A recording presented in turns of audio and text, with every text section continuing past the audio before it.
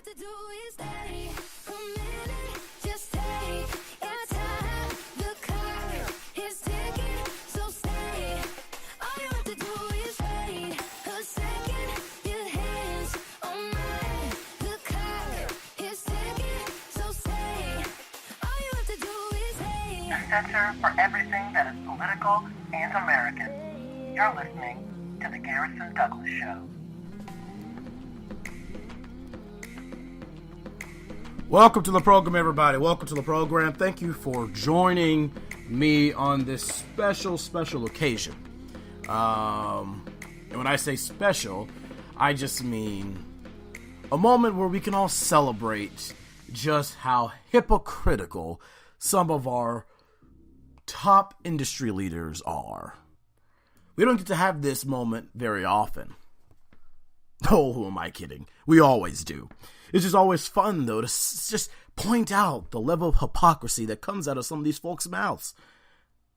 Between the hypocrisy from the left and the hypocrisy coming from quote-unquote Republicans, and, of course, like I said, billionaires and millionaires who sit on their fat butts and their living rooms and comfy offices and say that they want things that they really don't, simply so they can find favor with a certain group of people. So what company, and specifically what individual, are we talking about today? Who is this hypocritical fat cat that is engaging in hypocritical behavior? Well, ladies and gentlemen, none other than, this name should sound familiar. We're going to be talking about none other than Tim Cook. Now, if you don't know who Tim Cook is, just ask Siri. Because Siri knows better than anyone who Tim Cook is. Mainly because of the fact that Tim Cook is indeed the head CEO of Apple Incorporated. Now, why are we talking about Tim Cook? Well, because in the midst of all this talk about tax reform and this desperate attempt on Democrats to cause a massive halt in tax reform, I feel it's very important to point out some folks who say they want tax reform, business leaders. And the reason why I chose Tim Cook was because not only did he say he wants tax reform, him and Apple represent everything that is wrong with our current tax code. Ladies and gentlemen, Apple has been, if not one of the best companies in the world at dodging taxes. I call it Apple's no good, terrible tax plan. That's how bad this is. Let's look at the facts. Apple made profits of $74 billion from 2009 to 2012 on worldwide sales and excluding the Americas, and paid virtually nothing in taxes to any country. These sales were attributed to Irish subsidiaries, where the companies paid a tax rate of less than 1%. And this is according to the U.S. Senate Permanent Subcommittee on Investigations. If Apple had recorded this income, the $74 billion worth of income in the United States, it would have paid as much as an additional $26 billion in taxes over 4 years. So how did this happen? How were they able to pay on their worldwide sales less than 1%? Well, Apple uses Ireland as a tax haven. It created 3 offshore corporations that have no tax residence.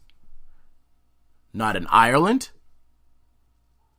where they were incorporated, nor in the United States, where Apple executives like Tim Cook, who run these subsidiaries, run them.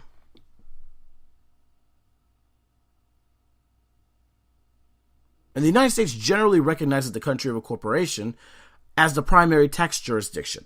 And Ireland recognizes the country that manages and controls the corporation as the primary tax jurisdiction as well. So this is where we have this very big gap here. Now, one of these Irish companies, Apple Operations International, has paid no corporate income tax to any nation for the last 5 years.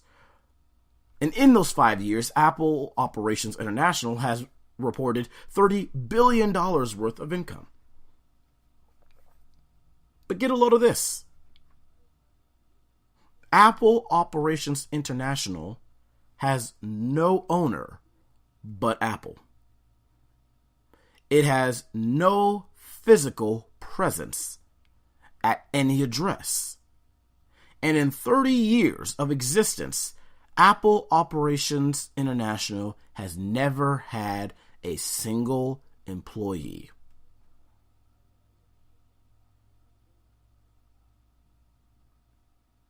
And it goes on to their second company, Apple Sales International.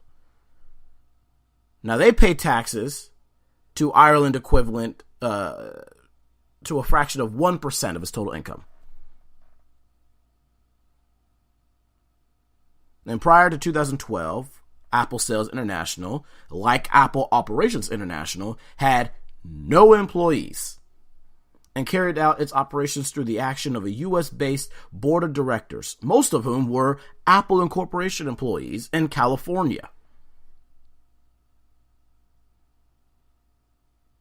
Apple also uses a cost-sharing agreement with its Irish subsidiaries to avoid U.S. taxes.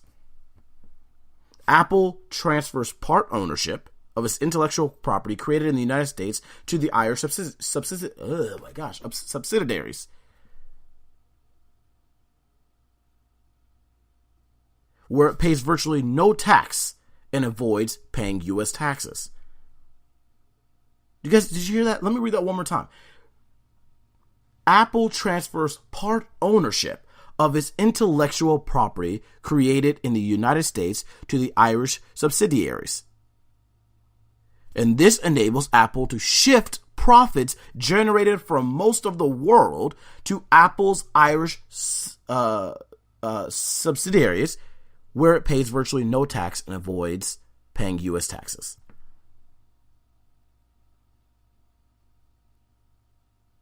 Just think about that for a second. They shift the profits on intellectual property that they created in America, but sold to their Irish divisions. And so because of that, they pay no taxes. And because it's shifted out of America, they pay no U.S. taxes. And Apple also uses a massive loophole in the tax code to avoid taxes. It's under subpart F of the tax code, known as the check the box rule. And this allows Apple to declare to the IRS that its numerous offshore subsidiaries are effectively one company under Apple Operations International in Ireland. A company that is not recognized as being taxable in the United States because it is incorporated in Ireland. And Apple has admitted that using this loophole has allowed them to avoid taxes on $44 billion in profits from 2009 to 2012. Apple also claims that about 2/3 of the profits generated from its intellectual property in 2009 to 2012 were in Ireland, where it pays little taxes, and 1/3 were in the United States.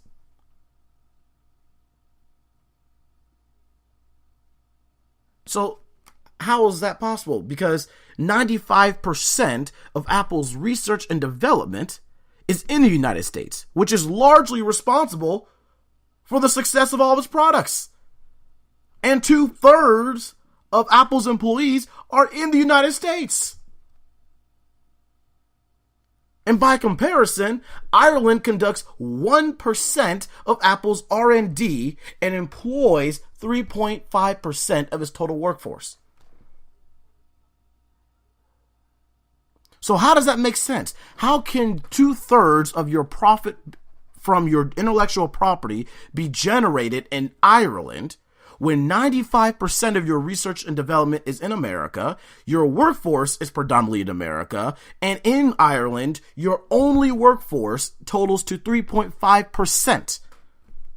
And you only conduct 1% of your research and development in Ireland. That makes no sense. But you know what, folks? It's legal. To a degree. Apple has gone away with this for a long time, folks. And all they're doing is using tax loopholes that we created in the system for them to use. They lobbied Congress. They pushed and pushed and pushed for new loopholes, and we gave it to them, and they're using them. So we cannot be surprised when a company uses every resource they have to save money. I'm not mad, because that is what you're supposed to do as a company.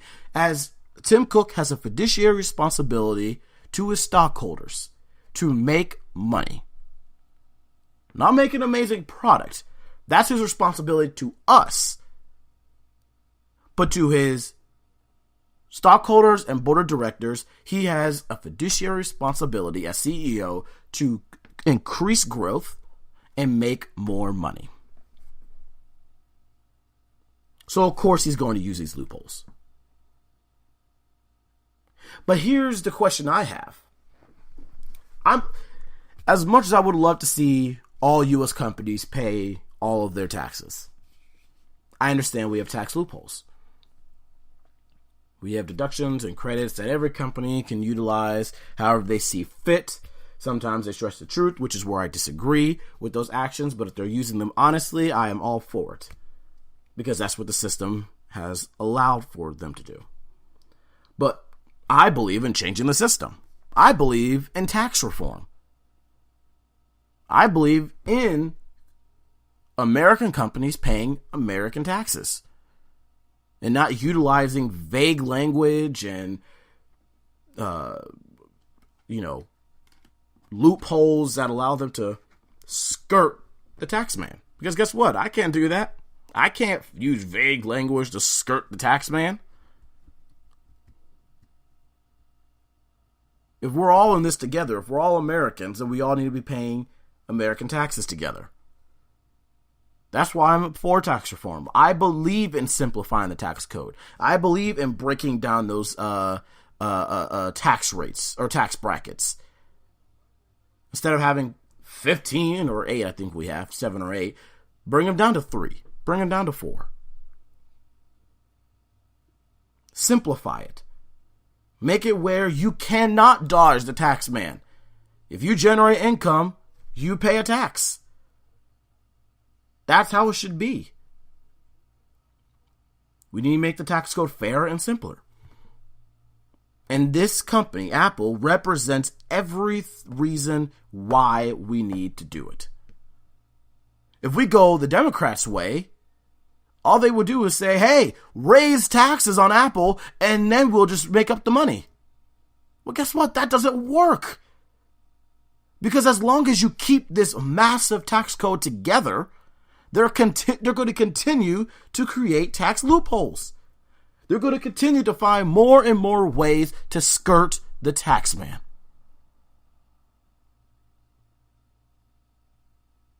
And that is why, ladies and gentlemen, Tim Cook is our hypocrite of the week. You probably thought it was going to be Tim Murphy because of the whole abortion thing, and it was a tough one. I had to really chew on that one. I didn't know. But I felt this was a little more relevant to the topics that we've been discussing for the past couple of weeks. So that is why Tim Cook is the hypocrite of the week. Because here's what I find laughable about all of this. I find it hilarious. Tim Cook says he wants tax reform. He says he wants the system to be fair. He wants it to be simpler. He believes he should be paying his fair share in taxes. And yet, he doesn't. And one could say, hey, how's that being hypocrite? He's a businessman. He has to, he has to do what he can to make money. And I agree with that to a degree. If he was sitting with his tax man, even I, my family, when all that, we our accountant, and they sit down and they say, all right, hey, these are the tax credits that are available to you. These are the tax deductions you have available to you. Let's utilize as many as we can so to bring down your tax rate. That's perfectly within reason. That's what they're there for. And if that's what Tim Cook and Apple were doing, then there's no hypocrisy. But if you truly believe that you'd be paying your fair share in taxes, you wouldn't go out of your way to create 3 separate companies offshore, intentionally built to build tax to skirt the tax ban. You wouldn't hire hundreds of attorneys to do what's necessary to uphold these 3 offshore corporations designed to help you avoid paying taxes in America. Because you believe in paying taxes. You believe in paying your fair share.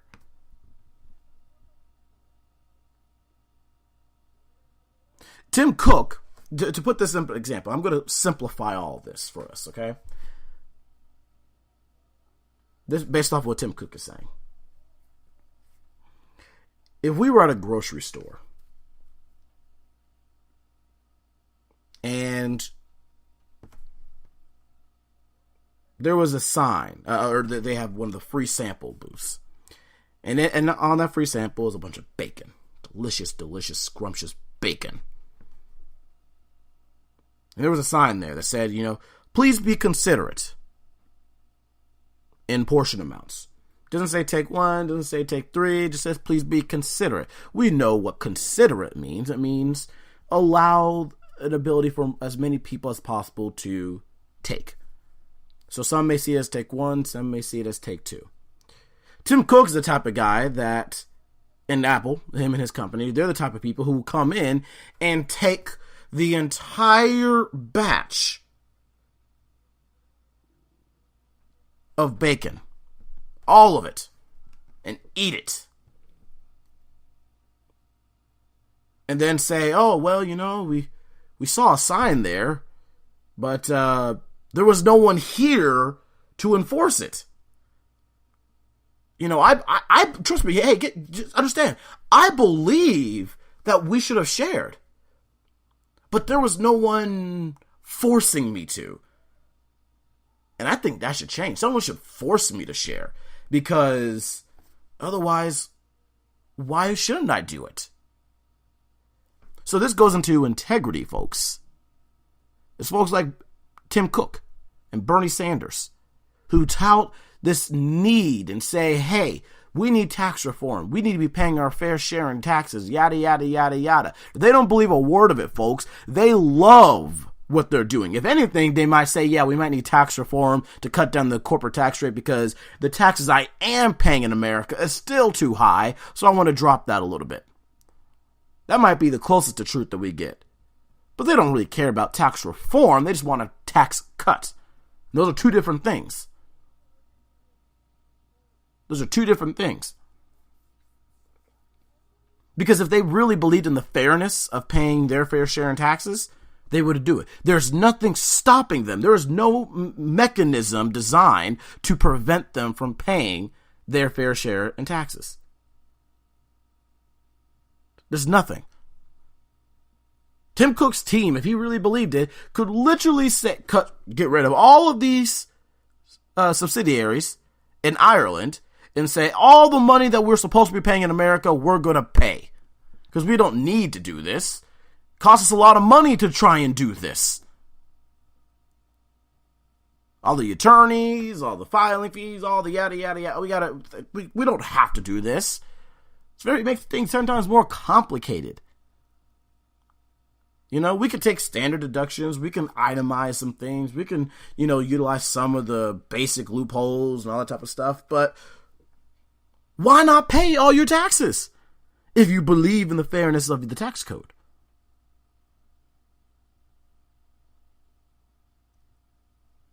Because just like at that food booth, if you have the integrity, if you had any sort of integrity, you would have shared. You wouldn't need someone to design and hire someone to watch over you to make sure that you do it. Because you say you believe in it. You don't do something outside of what you believe in. I believe in sleeping with the fan on at night. I don't need to I don't need to call my mother or father and say, hey, I need you guys to come over and make sure that I sleep with the fan on at night because, who's going to make sure that I do it? I don't need that because I believe in having the fan on when I go to sleep. I believe in not cheating on exams. I don't need my teacher watching over me when I do take-home exams. Because at the end of the day, I'm not going to cheat. Because that's my level of integrity. Now, could I? Would it be beneficial to me in my grade? Possibly. Absolutely. Would it take a little bit of work? Yeah. But would the ends be worth it? Probably. But I don't need my teacher to tell me, Garrison, don't cheat. Because at the end of the day, my integrity won't allow me to cheat. Because I believe in the fairness of the system. I believe in doing your own work. So I believe in that, therefore I'm going to follow my beliefs. And this is why it's hypocritical and don't believe a word. The reason they're pushing this is because most of their customers, ladies and gentlemen, most of Apple's customers come from select areas that are highly democratic, highly liberal. And so they feel like, just like they do everything with the, AIDS Day and, the LGBT movement, they do all these things to help show the Democratic community that we're on your side. We agree with you.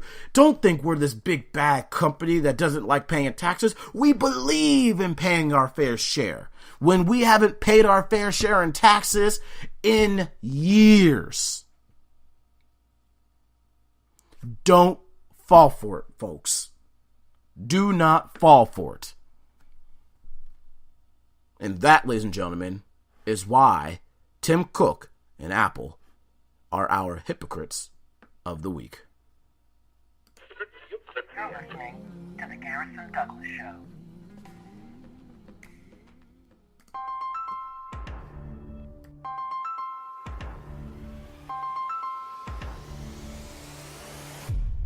T-Mobile's Unlimited now includes Netflix on Us. That's right, Netflix on Us. Get 4 unlimited lines for just $40 each, taxes and fees included. And now, Netflix included. So go ahead, binge on Us. Another reason why T-Mobile is America's best unlimited network. You're listening to the Garrison Douglas Show. All right, welcome back, everybody. Now, we just got the job numbers for the month of September, and they were less than satisfactory. For the first time in 7 years, the U.S. saw a loss in jobs, totaling 33,000 positions or payroll jobs last month.